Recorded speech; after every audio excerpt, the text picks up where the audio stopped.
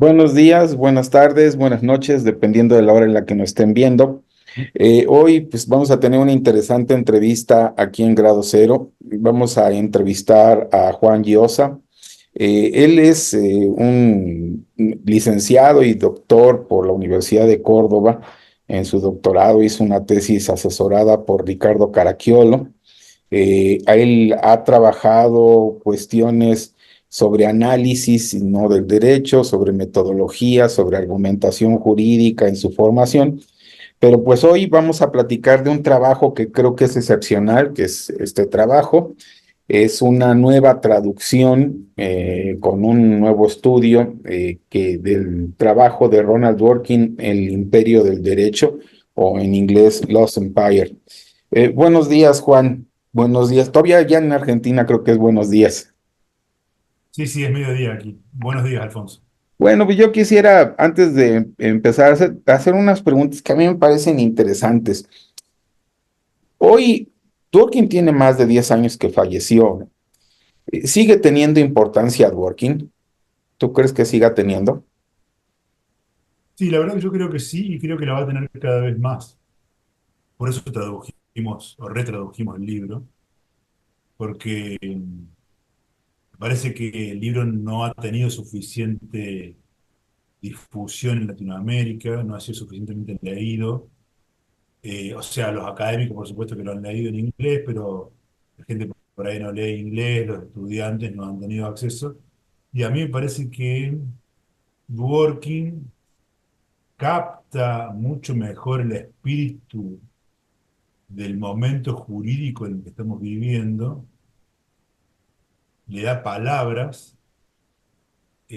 a nuestra cultura jurídica y nos da herramientas para trabajar al interior de nuestra cultura. Por nuestra cultura me refiero al neoconstitucionalismo, que es el modelo al que estamos yendo, que uno se puede discutir en qué medida estamos ya instalados plenamente en una sociedad neoconstitucional. Pero yo creo que estamos dejando el modelo del Estado legal de derecho para pasar a este modelo mucho más centrado en la Constitución y en su interpretación moral, y sobre todo en las altas cortes, pero en general en la práctica del derecho, una práctica que se ha vuelto mucho más interpretativa, mucho menos apegada a la legalidad de lo que podríamos pensar que era el siglo pasado. No sé si uno se piensa en los años 60 del siglo pasado, era o el siglo XIX, incluso cuál era el modelo del siglo XIX, hacia dónde iba en la tradición, bueno, siglo XIX continental, por ejemplo, Francia, ¿no? El desarrollo de la dogmática jurídica. Bueno, ya no estamos en ese momento legal. Estamos en un momento más constitucionalista, más interpretativista. Y bueno, justamente Dworkin nos da herramientas para pensar este momento y también eh, para trabajar dogmáticamente en su interior, hacer el trabajo científico. Por dogmática jurídica me refiero a la ciencia del derecho, ¿no? Yo creo que la ciencia del derecho hoy no es una ciencia descriptiva meramente de la ley, como a mí me enseñaron, no sé si tú eres abogado, me imagino que sí, eh, pero antes lo que nos enseñaron a nosotros, yo estudié, me recibí en 2001. Básicamente la dogmática, todavía algunos la enseñan así, tiene que ver con una descripción de los textos legales, eso se toma como dogma y de ahí para abajo, ¿no? Pero resulta que, claro, los textos legales son ambiguos y muchas veces, sobre todo los textos constitucionales, que se han vuelto tan relevantes, requieren interpretación moral. Es decir, que muchas veces uno tiene que ir de la ley para arriba, no de la ley para abajo, ¿no? Pensar moralmente. Y bueno, la dogmática actual, yo creo que los buenos ejemplos de dogmática son ejemplos de dogmática durkheimiana, justamente. Por ejemplo, Tomás Céspedes, ha sido colaborador conmigo en el libro, digamos, traducido conjuntamente, tiene un libro que se llama Autonomía y muerte asistida, no me acuerdo exactamente el título ahora, pero tiene que ver con la muerte asistida, con la eutanasia y autonomía se llama.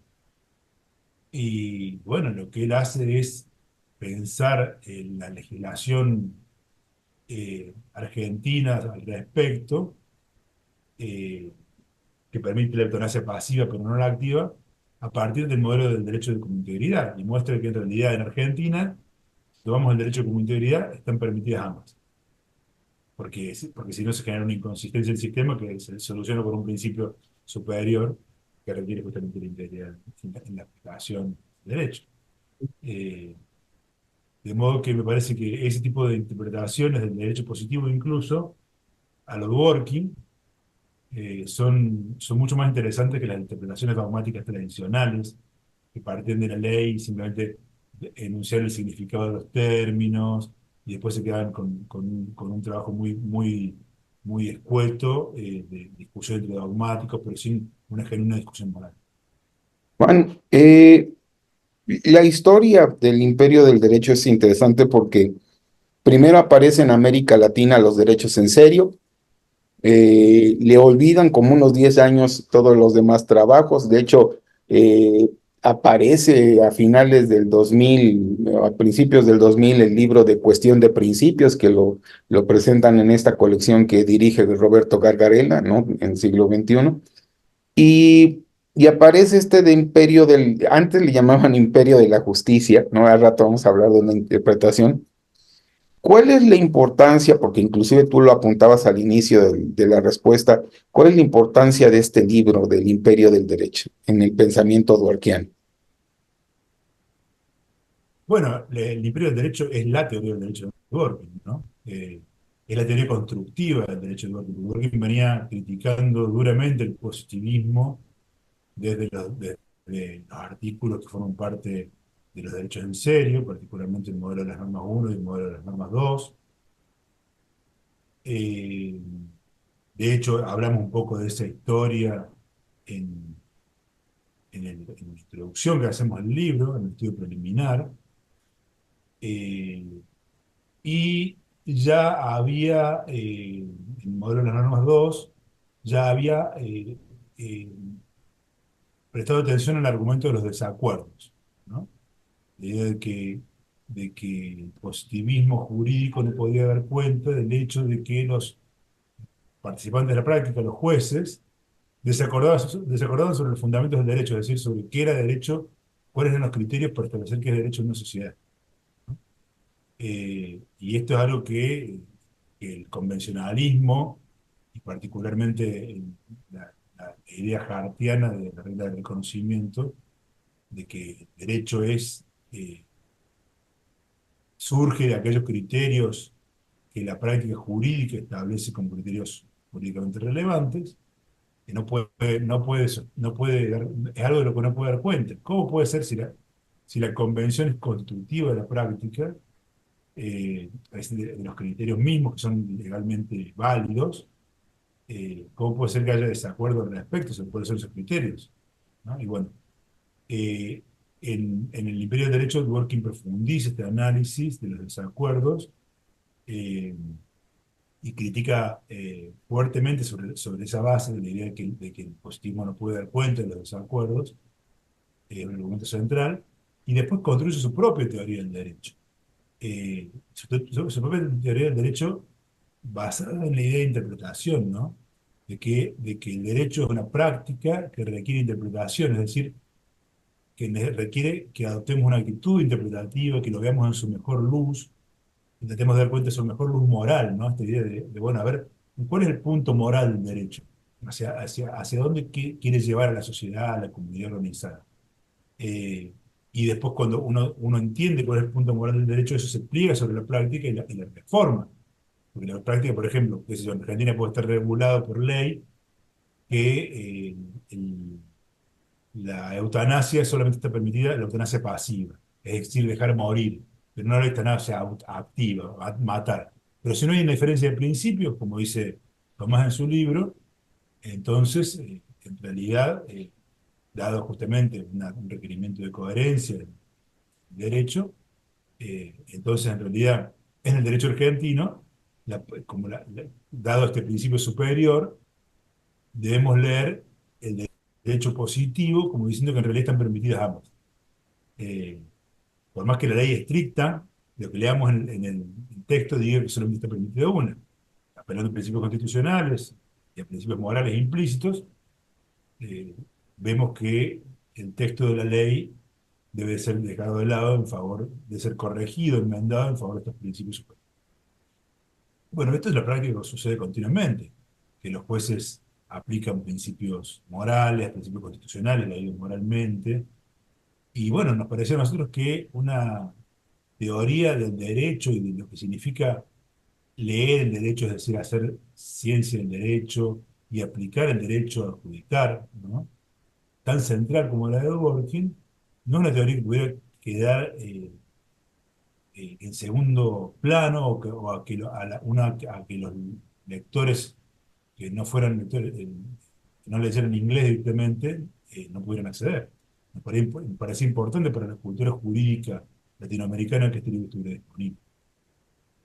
Desde hace algunos años nos enteramos que iban a trabajar en una traducción del Imperio del Derecho tú y Tomás Céspedes. Y creo que la comunidad de los que nos dedicamos a la filosofía del derecho lo recibimos con mucho agrado. Sin embargo, para los que nos oyen, creo que sí es importante preguntarte lo siguiente: ¿por qué una nueva traducción? ¿Por qué es necesario? Creo, una de las cosas que me queda claro es que muchas veces la comunidad jurídica en América, ¿no? Los hispanoparlantes, pues en realidad leemos de segunda mano, ¿no? Es decir, leemos a los autores a partir de la traducción que otros traductores hicieron.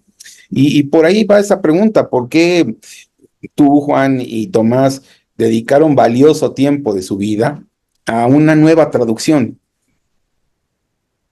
Bueno, en parte es un tema espinoso porque había una traducción previa que se llamaba El Imperio de la Justicia. Y ya en el título uno decía, acá hay algo que está mal, ¿no? Porque en inglés es Lost Empire, o sea, es el Imperio del Derecho. ¿Por qué traducirlo como el Imperio de la Justicia? Es una traducción que era dejadiza, lo cual me hace sonrojar en hablar, digamos, de traducción que yo creo que estaba, que era insuficiente, que había que hacer algo nuevo. Y creo, bueno, que Geisa también creyó lo mismo, eh, la traducción anterior tenía severas dificultades, no solamente en el título, sino al interior del libro. Estaba hecha por alguien que no era especialista en derecho. Entonces, cuando, por ejemplo, Dworkin hablaba de propositions of law, tradujeron como propuestas jurídicas, algo que es ininteligible de qué está hablando para el castellano, porque es proposiciones de derecho, ¿no? La traducción correcta. Así como esto, había muchas faltas graves que hacían que en buena medida el libro se volviera ininteligible. Eh, y bueno, creo que meritó una nueva traducción. De hecho, sí es cierto, le dedicamos mucho tiempo, lo hicimos durante la pandemia. Trabajamos con Tomás a distancia, en modo remoto. Uno iba leyendo el libro y el otro iba haciendo, yo iba haciendo las traducciones y, y discutiendo entre los dos cuando teníamos dificultades. Pero como te decía, sí es cierto que ha sido hacer una traducción lleva mucho tiempo. Nosotros, no sé, ahora trabajamos en diversos periodos, pero nos llevó como un año de trabajo, por lo menos 4 o 5 horas al día.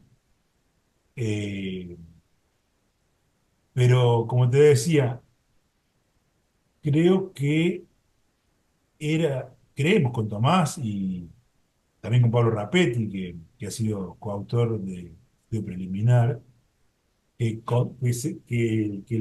sobre todo los estudiantes pueden contar con una versión actualizada del libro de Dworkin y los juristas que por ahí, por ejemplo, la gente, los académicos en general leemos inglés, pero qué sé yo, la gente que está en los operadores del derecho, que puede ser gente que le interesa estar actualizada y sofisticada, no tenían una buena traducción. Entonces, bueno, eso hizo que dada la relevancia del pensamiento de Dworkin para la cultura jurídica actual, justificó que invirtamos ese tiempo y creo que ha sido un resultado valioso. Si por sí la traducción no es una cuestión que vale la pena, porque es muy, muy brillante la traducción, más cercana y fiel al texto dworkiano. Ustedes la acompañan de un estudio preliminar rico, un estudio que tú haces con Pablo Rapetti, ¿no? Como lo habías comentado, y que más allá de ser un estudio sobre el imperio de la justicia, creo que es un estudio sobre la obra dworkiana, ¿no? Y una de las cuestiones que a mí me gustó fue cómo lo dividen ustedes en cuatro aspectos, ¿no? El trabajo dworkiano. Por un lado, esta crítica que hace contra el positivismo jurídico. En un segundo momento, la empresa interpretativa de Dworkin. Y bueno, ahí sobre la interpretación general y la interpretación del derecho. Y la última cuestión que hablan es sobre el derecho como integridad. Eh, ¿Por qué estos aspectos, Juan, los consideran importantes para aquel que se quiere acercar a Dworkin? Por qué deberían de ser considerados como ejes del trabajo dworkiano? A ver, la crítica del positivismo es central, ¿no? Porque es el eje de todo el debate del segundo periodo del siglo XX, digamos, de que Dworkin publica el modelo de las reglas uno. Y bueno, pues eso no puede faltar y por eso justifica que nosotros introduzcamos en el estudio preliminar todo este debate previo al imperio del derecho, ¿no? Y después introducimos la parte de la crítica al positivismo que está en el imperio del derecho, es decir, el argumento de los desacuerdos, que está más elaborado que el modelo de las reglas 2. Y después nos dedicamos a la estructura, al trabajo de Dworkin, a presentar el contenido del libro. A ver, lo que queremos, lo que hacemos en el estudio es estructurar la lectura, dar claves de lectura, ¿no? Tú lo has bien enunciado. Básicamente, el propuesta de Dworkin nosotros la dividimos en un primer momento de teoría general de la interpretación, que va más allá de la interpretación jurídica, de hecho, sino que qué es interpretar, qué es acercarse a una práctica interpretativa, o acercarse interpretativamente a una práctica, que tiene que ser una práctica interpretable, por supuesto. Eh, Hay diferentes prácticas, que son la cortesía, habla Dworkin, pero también el arte, la literatura, son objetos de interpretación, la ciencia, la conversación, son todos ámbitos en los que se requiere interpretación. Eh, Después de esta teoría general de la interpretación, nos enfocamos en la teoría de la interpretación jurídica, en general también, porque puede haber teorías que entienden que el punto del derecho, su valor, está en otro lado que cuando lo pone Dworkin. Y él habla, por ejemplo, del convencionalismo, ¿no? Eh, o del pragmatismo. Eh, y entonces planteamos esta teoría general de vuelta, pero de interpretación jurídica. Y por último, nos concentramos en su propia teoría de la interpretación, el derecho como integridad, y particularmente en cómo deben interpretar los jueces, es decir, su teoría de la adjudicación. Podríamos decir que la teoría de Dworkin nosotros la presentamos, esta es una figura que usa un colega y amigo mío, Julio Montero, dice que el pensamiento de Dworkin es como una mamushka, ¿no? Porque uno tiene la teoría general de la interpretación y adentro de esa teoría general tiene la teoría general de la interpretación jurídica y adentro de esa teoría general de la interpretación jurídica, más acotada, la interpretación que él considera correcta, la interpretación jurídica que él favorece, que es el derecho como integridad, y por último, su teoría sobre cómo deben aplicar el derecho a los jueces. Su teoría de la adjudicación, que es la famosa historia de la novela en cadena, ¿no? La idea de que los jueces son como novelistas en cadena, que, bueno, obviamente sirve para interpretar el derecho, nos da un criterio de cómo interpretar correctamente, cómo los jueces deben llevar la tarea interpretativa adelante. De todas formas, a mí me parece que la teoría de Dworkin de la interpretación puede ser usada no solamente para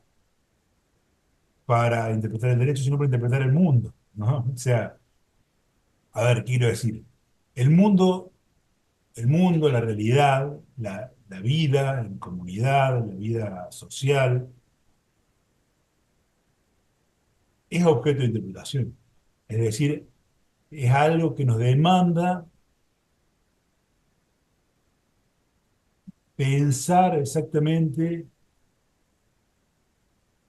cuál es el valor de esto que tenemos enfrente, cuál es el valor del mundo, cuál es el valor de los demás, eh, cuál es el valor de la vida en común, de la comunidad, eh, para de algún modo nosotros sumarnos a esa empresa, ¿no? Como lo abriste en Caderno, sumarnos para generar más valor en el mundo, eh, para enriquecer el mundo, ¿no? Sumarnos creativamente a esa empresa, de tal modo que me parece que, bueno, este modelo también es más amplio que meramente aplicable a la teoría del derecho.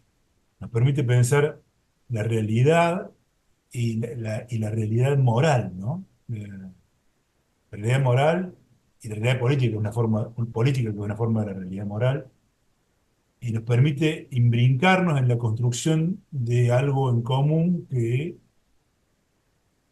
dé cuenta de los valores que lo que tenemos al frente, el mundo, la sociedad, ya vienen históricamente, tradicionalmente, reflejando, promoviendo lo que hay ahí, lo que interpretamos, pero a la vez eh, sumarnos a esa tarea colectiva de construcción de sentido.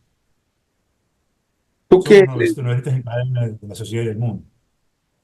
tú que te has dedicado a la argumentación, una de las cosas que yo he denotado, no sé si tú lo has observado, es que sí, hoy nos metemos mucho a la argumentación en toda Hispanoamérica, pero hasta donde yo sé, no, a lo mejor estoy equivocado, en ninguna de las universidades de Hispanoamérica, ninguna de las facultades de Derecho de Hispanoamérica, dedicamos una clase, una asignatura a la interpretación jurídica, ¿no? Como que ya nacimos con la interpretación en el corazón y vamos por la vida interpretando textos jurídicos, pues básicamente de manera lírica. ¿No? ¿Tú crees que esta parte de la interpretación que hace Dworkin y la necesidad de la interpretación es algo que deberíamos de evaluar como miembros de facultades? A ver, en algún sentido creo que desacuerdo con vos, porque si hay trabajo sobre, a ver, no hay una materia que se llama interpretación jurídica, pero la dogmática jurídica en general se dedica a interpretar el derecho, ¿no? Eh, por un lado, y por otro te diría, por lo menos en los estudios de posgrado, sí se da mucha interpretación, pero interpretación en el sentido de que, por ejemplo, le adjudica a Guastini, que es el sentido tradicional, ¿no? Pasar de un texto al sentido del texto. Y entonces tenemos, qué sé yo, Interpretar y argumentar de Guastini, un libro que ha sido muy leído, eh, como gran parte de su teoría, y no solo Guastini, ¿no? Hay mucha gente que trabaja sobre interpretación del derecho, y en los cursos de argumentación jurídica, como por ejemplo que en Córdoba tenemos una maestría en Derecho de Argumentación, hay, por supuesto, cursos que se dan sobre este tipo de literatura, sobre lo que significa interpretar. Pero claro, interpretación no es la interpretación en el sentido durkheimiano de la palabra, ¿no? Porque la interpretación en sentido durkheimiano tiene que ver con adoptar la actitud interpretativa que tiene que ver con dar cuenta del valor de la práctica. O sea, tratar de identificar ese valor. Eh, y entonces la interpretación durkheimiana es necesariamente interpretación moral. Y ese ejercicio que tiene que ver con, por ejemplo, interpretar textos sobre los que haya desacuerdo, por cierto, que puede ser interesante discutir, casos difíciles, diría Dworkin, bajo el modelo durkheimiano de interpretación, ese ejercicio se hace menos. Se hace menos en clase y se hace menos en el posgrado. Pero, por ejemplo, yo doy un curso en esta maestría que te comentaba, en que, bueno, doy básicamente el libro de Dworkin, porque me parece justamente que necesitamos que los operadores jurídicos tengan mayor conocimiento del libro de Dworkin y les hago a los alumnos trabajar sobre sentencias difíciles, controvertidas, y tratar de aplicar el modelo dworkiniano. Eh, como penúltima pregunta, Juan, cuando revisaba sobre tu perfil, sobre tu currículum, hubo una cosa que me saltó y quisiera hacerla como pregunta. Si hay alguien que ha acompañado tu vida académica, es notorio que es Ricardo Caracciolo, ¿no? Ha aparecido en varios momentos de tu vida, fue tu tutor doctoral, ¿no? Y una de las cosas que me llama la atención es que si bien tu trabajo se ha ido más hacia la cuestión argumentativa, interpretativa, Caracciolo ha trabajado más sobre sistema de normas, ¿no? Sobre Ujú. explicación de sistemas de normas. Eh, que es algo, pues no totalmente, pero sí ampliamente distinto hacia tu trabajo. En ese sentido, Sí. ¿cómo han armonizado estos trabajos? Sí, porque Caraquiolo, por lo menos acá en México, no es un autor tan conocido como lo es en España, como lo es en Argentina, ¿no? ¿Cómo ha sido tu relación con don Ricardo? Bueno, Ricardo es una de las personas que más me han formado a mí y a otro grupo importante de colegas y amigos que nos formamos con Ricardo. Eh, Ricardo es una persona que tiene no solamente un conocimiento muy sofisticado del derecho y de la teoría jurídica, sino de una persona muy aguda, una persona muy fina en su percepción de los problemas, en su capacidad de entender lo que está en juego. Eh, es aparte, bueno, una persona muy noble. Yo lo quiero mucho, Ricardo. Hemos tenido un montón de diferencias. Somos personas con. Ricardo tiene un carácter bastante particular, hemos tenido nuestras diferencias, pero más allá de eso, tengo un cariño entrañable. Es, te diría mi maestro, pero también hay otra gente que me ha formado, aparte de Ricardo, como Pablo Navarro, como Gustavo Sacó, son profesores de aquí que me han formado, a mí, y a los amigos, colegas. Pero Ricardo ha sido como muy determinante en nuestra formación. Es cierto que él se ha dedicado más a sistemas jurídicos, la formación central ha sido cuestión de los sistemas. De hecho, ahora estoy por empezar un curso de posgrado, en un doctorado, sobre sistemas jurídicos, sobre el libro este de Ricardo, no sé si lo conoces, Brazo. es un librito. El sistema jurídico, problemas actuales. Es como un clásico de los sistemas jurídicos. Entonces, a ver, yo no me he dedicado a eso, pero por ejemplo doy un curso de posgrado ahora sobre el sistema jurídico. Porque uno podría decir, a ver, ¿cuál fue el gran problema del siglo XX? Para mí, el de cuáles son los criterios correctos de decisión judicial, cómo los jueces deben decidir el derecho. Por lo tanto, la discusión tiene que ver con identificar el material normativo, la discusión sobre si el derecho es normas o normas de principios, por ejemplo, la discusión sobre eso, ¿no? Sobre, ese fue el primer paso, después interpretar ese material, después sistematizarlo, después explicarlo. Eh, Todo eso, para mí, eso es como que vertebra la discusión del siglo XX. Y bueno, Carachoro se centró mucho en el problema de la sistematización, al igual que Chorón y Gulli. Pero Ricardo también se dedicó mucho al problema de la autoridad normativa. Y yo por ahí, por el lado donde enganchamos, porque mi tesis está publicada por Fontamara, en parte, no toda, pero se llama El conflicto entre autoridad y autonomía. Entonces, Ricardo trabajaba sobre la idea de autoridad y sobre el problema de la obligación de ejercer el derecho, que es un tema a caballo entre la filosofía del derecho y la filosofía política. Y bueno, yo he trabajado mucho sobre eso. Siempre tuve, digamos, un corazoncito medio anarquista. Entonces, siempre me pregunté, ¿por qué tengo que hacer lo que otros dicen que debo hacer, ¿no? Y no lo que yo juzgo que lo debo hacer. Siempre tuve una inclinación hacia la idea de autonomía y de hecho he trabajado ya bastante la idea de autoridad sin llegar a ninguna conclusión exhaustiva, pero me ha permitido trabajar el pensamiento de otros autores, sistematizarlo y llegar a tener una idea más o menos coherente sobre el problema. Y actualmente yo me he dedicado a trabajar sobre autonomía. Estoy como muy centrado, por ejemplo, ahora va a salir en la revista Doxa un artículo mío sobre la autonomía moral en Kant. Y bueno, estoy trabajando en la coordinación de un libro general sobre autonomía con muchos autores, que saldrá publicado el año que viene, espero. Un conjunto de voces que tiene que ver con autonomía moral, autonomía política, libertad negativa, autonomía personal, y después voces que no refieren términos de autonomía, pero que tienen mucho que ver, como autorrespeto, reconocimiento, emancipación, todas cuestiones vinculadas a la autonomía. Así que mi deriva ha ido por ese lado. Es decir, en parte para la filosofía política, si se quiere, pero el punto de contacto ahí con el pensamiento de Ricardo es más que nada en la idea de autoridad. Bueno, ya con eso contestaste también mi segunda pregunta y con esto pues daría terminada la entrevista. Ha sido un placer platicar contigo, Juan. No he leído muchos ¿Cuál es trabajos tu segunda tuyos. pregunta? ¿Para dónde va mi pensamiento actual?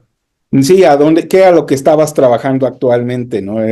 Que ya lo has Te termino, te cuento 2 minutos más, porque esa es una de las líneas de investigación. Yo diría que mi principal línea de trabajo para los próximos años tiene que ver con la idea con Kant, con la autonomía en Kant, pero básicamente lo que pretendo es, a mediano plazo, poder... Me parece que el pensamiento kantiano está, eh, así como ha explotado en producción y en trabajo en el mundo anglosajón, en América Latina, si bien hay grandes exponentes, en España aquí también, pero es como que está subexplorado, sobre todo en el ámbito jurídico.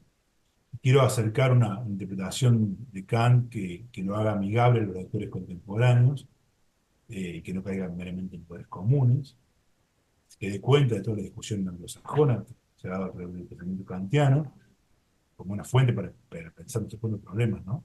Ese sería como mi trabajo central para los próximos años, pero también tengo otra línea que es sobre, básicamente, de hecho, va a salir, también publicó un trabajo que como que condensa todo eso, se llama Sobre la agenda del modo y el adecuado grado de abstracción de la filosofía del derecho a esta altura del siglo XXI.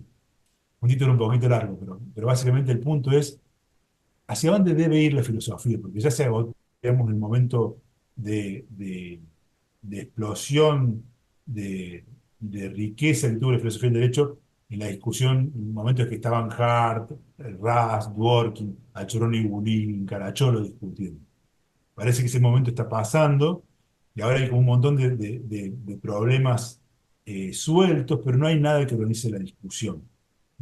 Como te decía yo, que para mí organizaba la discusión era la cuestión de cómo debían los jueces explicar el derecho, que era el organizador del siglo XX, a mi juicio, ¿no?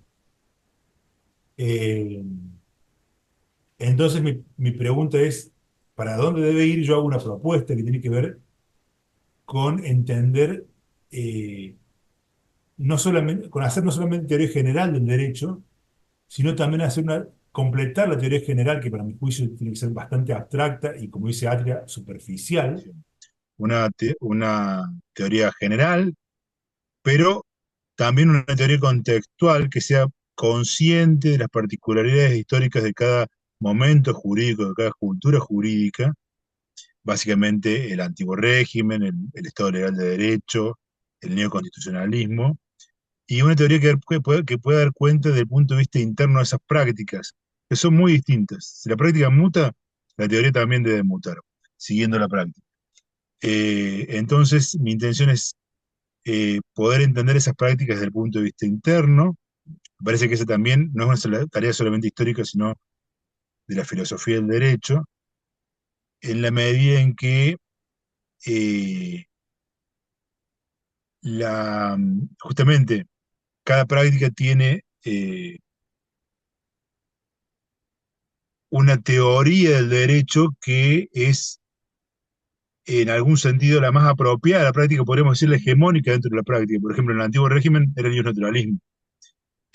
Durante el Estado legal de derecho fue el positivismo, positivismo decimonónico, ¿no? Y del siglo XX. Y ahora está siendo el neoconstitucionalismo justamente para mí, con la figura de Dworkin como ahí como eje central, digamos, el interpretativismo de la teoría del derecho del neoconstitucionalismo. Era más adecuada, la hegemónica. Entonces, me parece que hay que prestar atención a las prácticas y a las mutaciones de las prácticas para dar cuenta de los cambios en la hegemonía teórica. Entonces, justamente me parece que ahí la filosofía del derecho eh, puede entenderse como una especie de metafilosofía del derecho que dé cuenta justamente de cómo es que la mutación en la práctica da cuenta de la mutación en la teoría, es decir, que no es solamente una cuestión interna de la teoría misma. Eh, Eso me parece algo que un prometedor, me parece bueno, que permitiría pensar eh, pensar la teoría del derecho desde un punto que sea novedoso respecto de este estancamiento del que te hablaba hace un momento atrás, no estancamiento, sino como de desorientación o de dispersión en el que está actualmente la filosofía del derecho. Me parece que, digamos, combinar el análisis conceptual, si se quiere, con un análisis institucionalista, como hace Atria, y a la vez con un análisis historiográfico, permitiría pensar la evolución del derecho y de la teoría del derecho conjuntamente, y esto a su vez vincular la práctica, la evolución o el cambio, la mutación en la práctica jurídica, con los fenómenos que la causan, entre comillas, ¿no? Eh, Creo que sí, que la causan, que son las mutaciones políticas y económicas. Entonces me parece que hacer una filosofía del derecho también que dé cuenta de la mutación en la teoría en relación a la mutación en la práctica y a su vez vinculada o explicado esto en base a las mutaciones políticas y económicas, me parece que podría ser una línea interesante de análisis eh, para la filosofía del derecho del siglo XXI. Por supuesto que esta es una propuesta de agenda, un tema que a mí me interesa. Otros dirán que no, que la cuestión es metafísica o que va por el lado de la teoría de la prueba o el razonamiento probatorio que está tan de moda. Pero en fin, me parece que bueno, preguntarse por la agenda de la filosofía del derecho del siglo XXI es un problema interesante. Pues suena una tarea muy compleja. Yo recuerdo todavía este trabajo que hizo Atienza sobre la filosofía del derecho en Argentina y creo que coincido contigo en el síntoma, pero sí está muy complejo. Pues bueno, Juan, yo quisiera agradecerte la entrevista, no agradecerte la paciencia con este pequeño error tecnológico y sin duda alguna, pues recomendar este libro, evidentemente tus trabajos que están en Fontamara, pero particularmente para los chavos que están en la facultad, creo que es un libro que vale la pena leerse. Sin duda alguna, aunque sea, lean el estudio introductorio porque es un gran estudio. Pues Juan, un placer platicar contigo. Muchísimas gracias. Ha sido un gusto para mí, Alfonso. Que esté muy bien. Hasta luego.